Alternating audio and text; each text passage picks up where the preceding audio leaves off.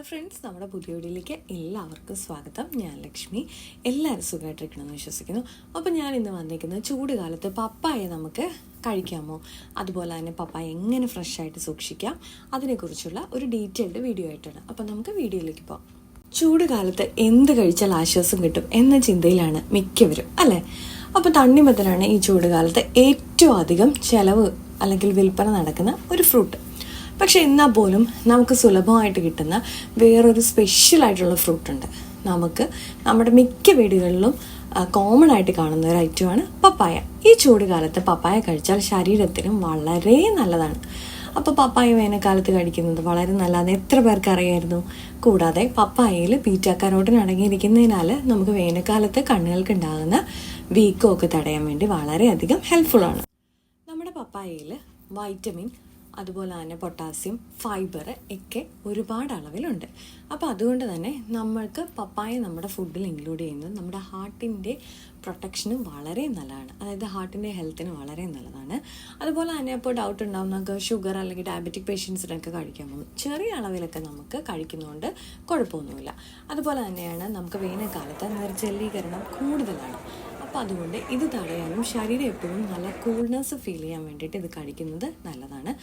അതുപോലെ നമുക്ക് ചൂട് കാലത്ത് നമ്മുടെ സ്കിന്നിന് ഭയങ്കരമായിട്ട് പ്രോബ്ലംസ് ഉണ്ടാവും. അപ്പോൾ അത് ഒക്കെ കവർ ചെയ്യാൻ വേണ്ടിയിട്ട് നമ്മൾ പപ്പായ കഴിക്കുന്നതും അതുപോലെ തന്നെ പപ്പായ നമുക്ക് മുഖത്ത് അപ്ലൈ ചെയ്യുന്നതും നല്ലതാണ്. നമുക്കിനി പപ്പായ എങ്ങനെ ഫ്രഷായിട്ട് സൂക്ഷിക്കാം നോക്കാം. നമുക്ക് പഴുത്ത പപ്പായ ദിവസങ്ങളോളം ഫ്രഷായി ഇരിക്കാൻ വേണ്ടിയിട്ട് നമുക്ക് ടിഷ്യൂ പേപ്പറിൽ പൊതിഞ്ഞ് ഒരു പോളിത്തീൻ ബാഗിലാക്കി ഫ്രിഡ്ജിൽ സൂക്ഷിക്കാം. അതുപോലെ നമുക്കൊരു ന്യൂസ് പേപ്പറിൽ പൊതിഞ്ഞിട്ട് ഫ്രിഡ്ജിൽ വെക്കാം. പിന്നെ പഴുക്കാത്ത പപ്പായ, പച്ച പപ്പായയാണ് നമ്മൾ വെക്കുന്നതെങ്കിൽ കട്ട് ചെയ്യാതെ പേപ്പറിൽ പൊതിഞ്ഞിട്ട് നമ്മുടെ അടുക്കളയിൽ വെച്ച് കഴിഞ്ഞാൽ പെട്ടെന്ന് പഴുത്ത് കിട്ടും. ഇനി നമ്മൾ പീസ് ചെയ്തിട്ട്, അതായത് മുറിച്ചിട്ടാണ് വെക്കുന്നതെങ്കിൽ നമ്മൾ തീർച്ചയായിട്ടും ആ കട്ട് ചെയ്തതിൻ്റെ മുകൾ ഭാഗത്തായിട്ട് പ്ലാസ്റ്റിക്കിൻ്റെ പേപ്പർ കൊണ്ട് നല്ലപോലെ പൊതിഞ്ഞിട്ട് വേണം ഫ്രിഡ്ജിൽ സൂക്ഷിക്കാൻ വേണ്ടി. പിന്നെ നമ്മളിപ്പോൾ തൊലി ചെത്തിയതിന് ശേഷം കുരുവും അതെല്ലാം നമ്മൾ ക്ലീൻ ചെയ്തിട്ടായിരിക്കും വെക്കുന്നത്, അല്ലേ? അപ്പോൾ നമുക്ക് ചെറിയ കഷ്ണങ്ങളാക്കിയിട്ട് വായു കടക്കാത്ത പാത്രത്തിലാക്കി ഫ്രിഡ്ജിൽ സൂക്ഷിക്കാം. ഇങ്ങനെ സൂക്ഷിച്ചാലും നമ്മുടെ പപ്പായ ദിവസങ്ങളോളം കേടുകൂടാതിരിക്കും. അതുപോലെ നമുക്ക് സിപ്ലോ പ്ലാസ്റ്റിക് ബാഗിലാക്കി വെക്കാം. പപ്പായ കേടുകൂടാതെ പിന്നെ മുറിച്ച് കഷ്ണങ്ങളാക്കി അതിൽ നമുക്ക് എന്തെങ്കിലുമൊക്കെ ഇപ്പോൾ ഒരു ചെറിയ ചീവോ അല്ലെങ്കിൽ ചതവൊക്കെ ഉള്ള ഭാഗങ്ങളുണ്ടെങ്കിൽ അതെല്ലാം ഒന്ന് കട്ട് ചെയ്തതിന് ശേഷം വേണം നമ്മൾ സിപ്ലോക്ക് ബാഗിലാക്കിയിട്ട് ഫ്രിഡ്ജിൽ വെക്കാൻ.